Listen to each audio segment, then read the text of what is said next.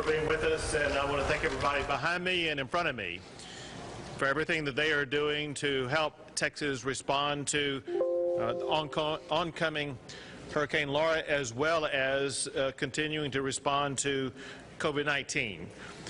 So we just got an update about oncoming Hurricane Laura, and as many people know, it's anticipated to be a Category 3 hurricane. We need to be prepared for the possibility that it could increase to be a Category 4 hurricane.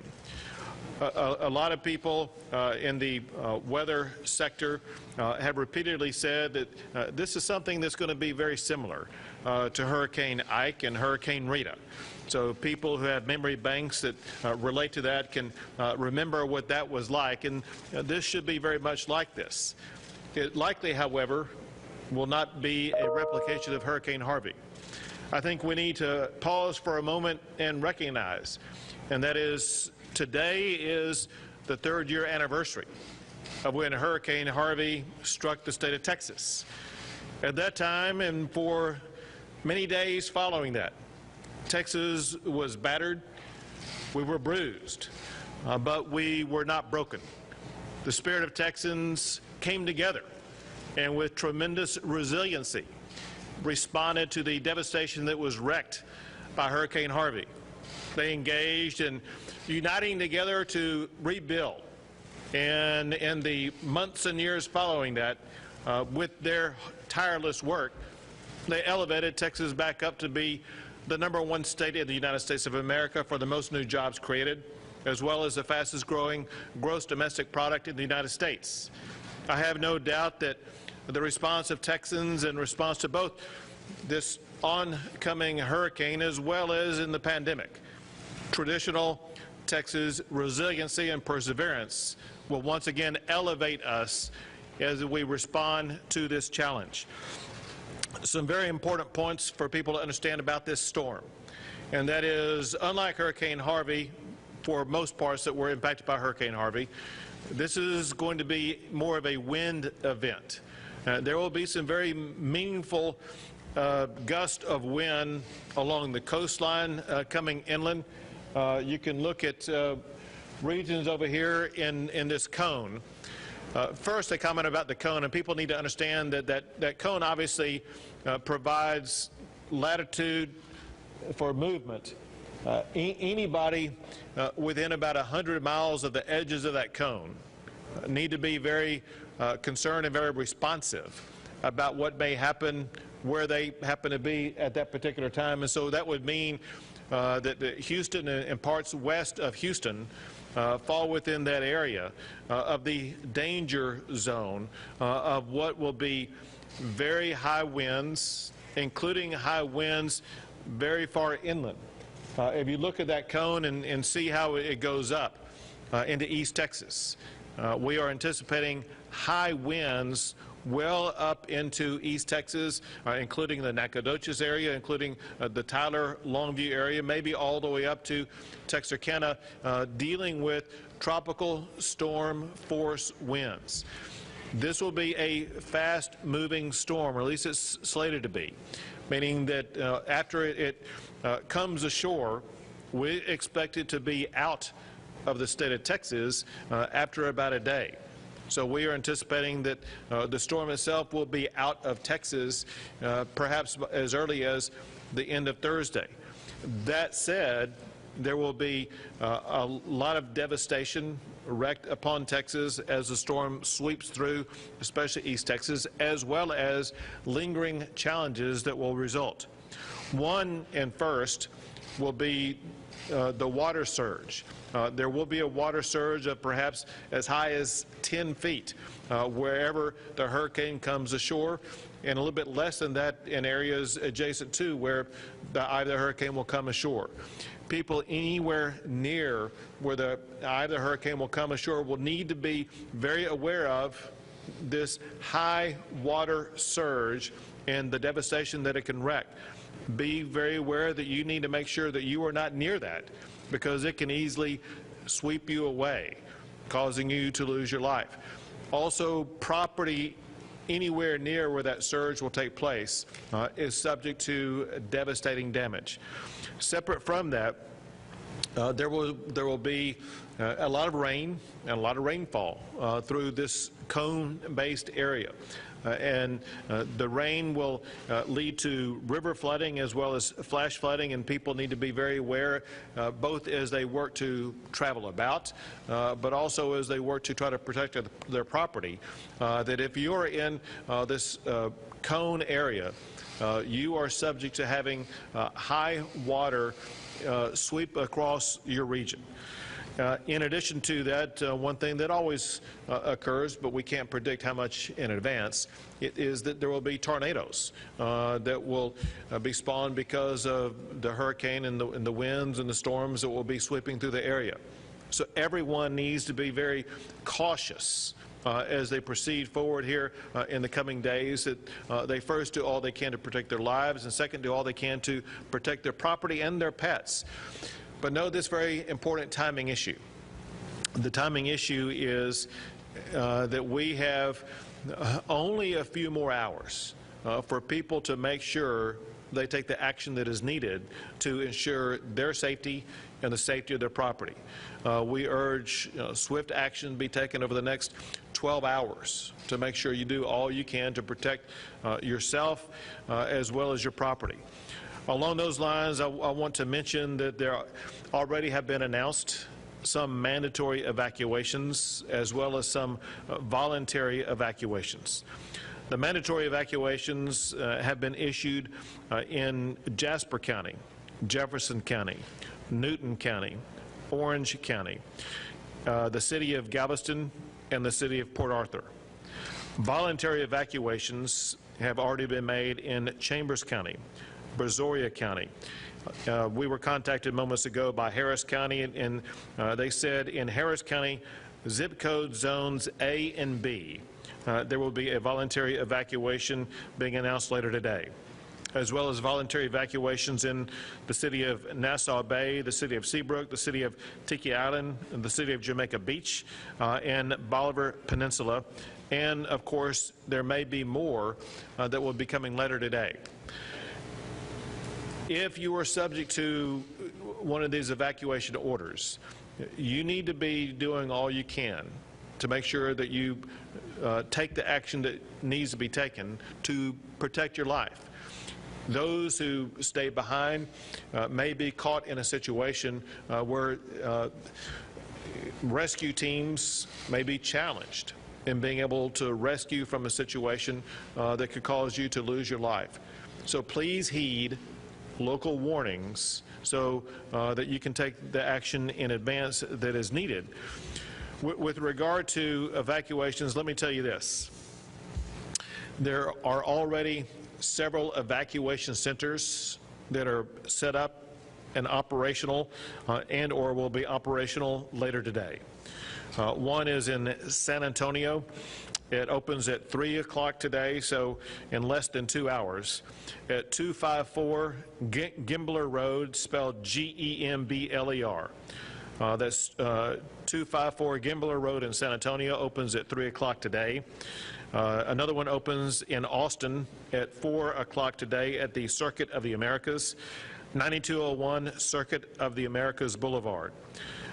Later today, there will be one opening up in Dallas-Fort Worth for the arrival of state buses. The state will be providing buses to move people to different locations, including this location in the Dallas area. It's the Mesquite Reception Center that opens at 7 p.m. tonight. It's at 15515 East Interstate Highway 20. And then there will be an additional one opening up in the Dallas County area in Ellis County at the Knights of Columbus Hall at 850 South Interstate Highway 45, which is in Ennis, Texas. Currently, there are many hotel rooms that are available across all of these regions. If people do not want to go to one of these evacuation locations, they can seek and go to countless hotel and motel locations. Actually, a hotel motel location is a good type of location when evacuating during a pandemic. Remember, just because a hurricane is coming to Texas does not mean that COVID-19 either has or is going to leave Texas. COVID-19 is going to be in Texas throughout the course of the hurricane. As a result, everyone must ensure that they protect their lives also from contracting COVID-19. One of the safe ways you can do that if you're having to evacuate is to try to evacuate to a hotel or motel room so that you and your family members can be isolated from others with whom you could come into contact with whom you could contract COVID-19. Already, before today, I issued a disaster declaration for 23 counties in the state of Texas.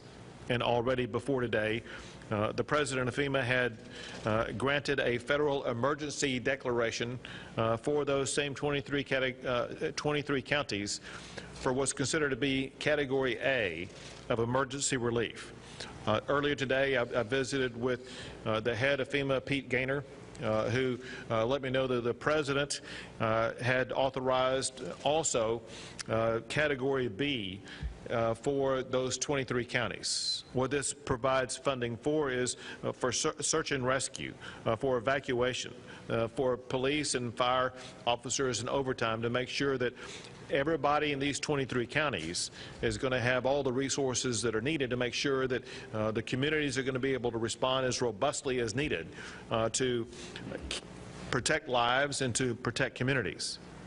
Also at this time, I am making an additional disaster declaration for 36 more counties in the state of Texas.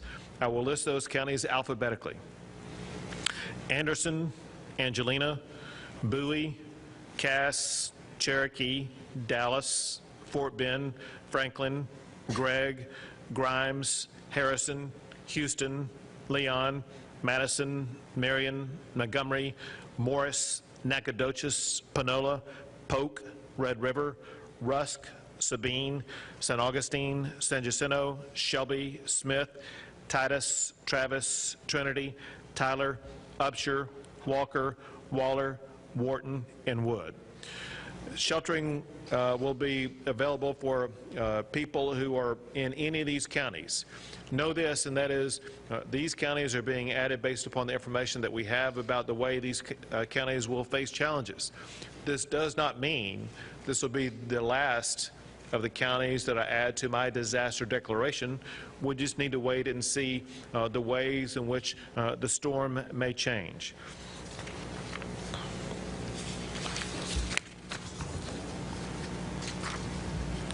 I want to mention specifically what our tremendous teams are doing of all the different agencies in the state of Texas and the way that they're helping the local communities respond.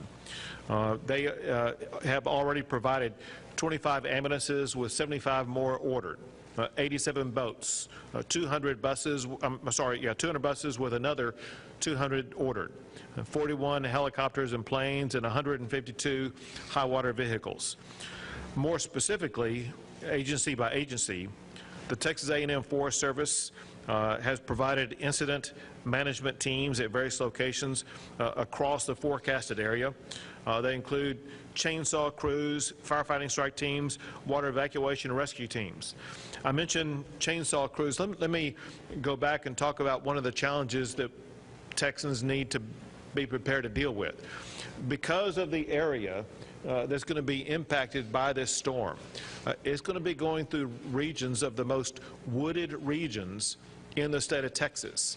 And because of the high winds that are expected, one thing that is forecasted and predicted is a large number of trees being blown down and falling. And so people need to be very aware of this particular danger, and that's one reason why we are grateful that we have the assistance of the Texas A&M Forest Service to help us work through the challenges that will occur because of the wind impact on trees. The Texas A&M Engineering Extension Service is providing urban search and rescue teams as well as swift water rescue teams. Texas A&M AgriLife, they have agents positioned to support emergency operation centers and disaster finance teams. The Texas Military Department, which includes the Texas National Guard, they are providing more than 1,000 personnel, 180 vehicles, 21 helicopters, and 4 C-130s.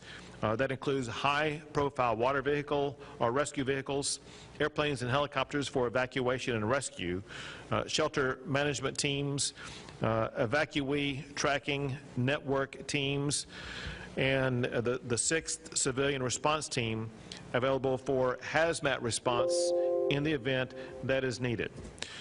The Texas Department of Public Safety,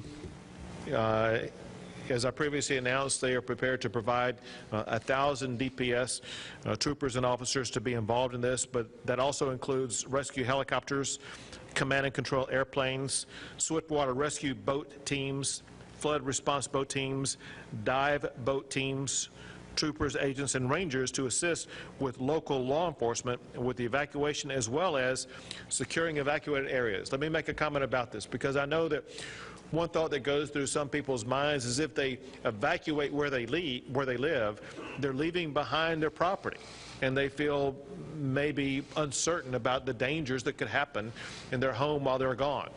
Know that the Texas Department of Public Safety is collaborating with local law enforcement to include a massive increase in law enforcement on the ground to do everything possible to eliminate looting, to protect all the private property that is left behind for the short period of time that you may need to evacuate.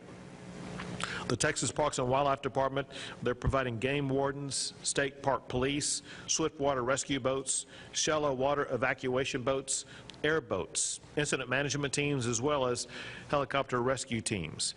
Once again, these helicopter rescue teams are so incredibly important because of the massive amount of water that we're going to be seeing, especially in the southeast Texas region, around Beaumont, around Port Arthur, that they're going to be hit heavily, regardless of the movement that we see in this cone.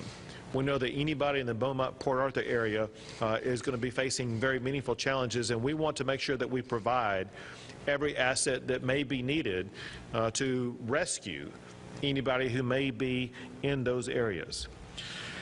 The Texas Department of State Health Services, they're providing emergency medical task force ambuses, as well as EMTF ambulances and medical incident management and support teams.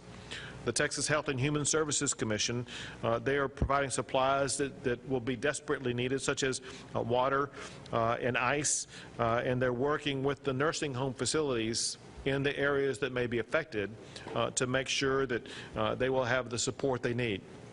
This brings to mind something that some of those nursing homes, but candidly, a lot of the regions will face, and that is people need to be prepared and get prepared right now that if you're in this cone area, you need to be prepared for the possibility, if not the probability, that you will be losing power for some period of time. It could be a short period of time, or it could be a number of days. And so just make sure that you have the supplies that are needed to ensure that you will be able to have access to everything that you need for a day or two until your power could be restored. The Texas Department of Transportation is providing high-profile water rescue vehicles, traffic control devices, flood protection barriers. And the Texas Commission on Environmental Quality continues its effort to monitor both water as well as waste and wastewater, as well as air quality. And they're providing hazmat response teams to be prepared for anything that may occur. The Public Utility Commission is working with electrical providers and restoration teams to get that power back on as quickly as possible. That includes 9,000 personnel on standby, and an additional 6,000 are being requested. So we are prepared to be providing about 15,000 personnel to get power up and running again if and where it may be lost. In addition to all of that, I want to express my gratitude for Florida Governor DeSantis for calling earlier today and offering the support of the state of Florida. They were spared damage that could have been caused to Florida by this oncoming hurricane, and they wanted to be able to step up and assist Texas in any way we need, and we are very, very grateful to them for that. At this time, I'd like to pass it over to the Chief of the Texas Division of Emergency Management, Nim Kitt. Thank you, Governor, and I want to start by thanking all of our local elected officials who have made the orderly and timely evacuation orders as needed. I want to thank our citizens for responding to those orders. Our goal is a safe, sane, predictable, and well-run evacuation. I want to thank our first responders and healthcare workers that are still out there and been working tirelessly around the clock, our industry and private sector partners who are providing an additional tremendous amount of resources, our volunteer partners like Team Rubicon that are here with us that will be quickly on the ground to help us with cleanup after the fact, our federal partners, FEMA, the U.S. Coast Guard, and the Corps of Engineers here with us the entire time and ready to support. Our goal is no loss of life. Our goal is evacuation, not rescue, and then a rapid cleanup and recovery. Thank you, Chief. We'll take some questions. Governor, I think you saw with Harvey for nursing homes and assisted living facilities that were not terrible besides that went down. Have you issued an order for those facilities in Beaumont, Lumberton, or they get them out? So both the state and the Texas Health and Human Services Commission are keenly focused on any type of senior living facility, including nursing homes. It depends upon the circumstances of both the home, its location, as well as the people in it. Some people are transferable, others are not. And so you have to distinguish between the two. Bottom line, however, is that the state is doing everything possible to make sure that if people need to be evacuated from nursing homes, they will be evacuated. If that is not the best strategy for the people in those nursing homes, we will be providing the best strategy for them. Quick follow-up on that. We also saw gas shortages for a lot of people panic. It was basically because the supply lines disrupted. What's the state doing to make sure that the flow? So the question is about potential gasoline shortages. This is something that Chief Kidd and I began talking about days ago to make sure that the gasoline supply will be plentiful, and we've been surging gasoline supplies to the regions, knowing several things. One is the way that it was a challenge in response to Hurricane Harvey, but also, if you remember, there was not that much of an evacuation during Hurricane Harvey. There's more evacuation going on now, I think, than there was in Hurricane Harvey.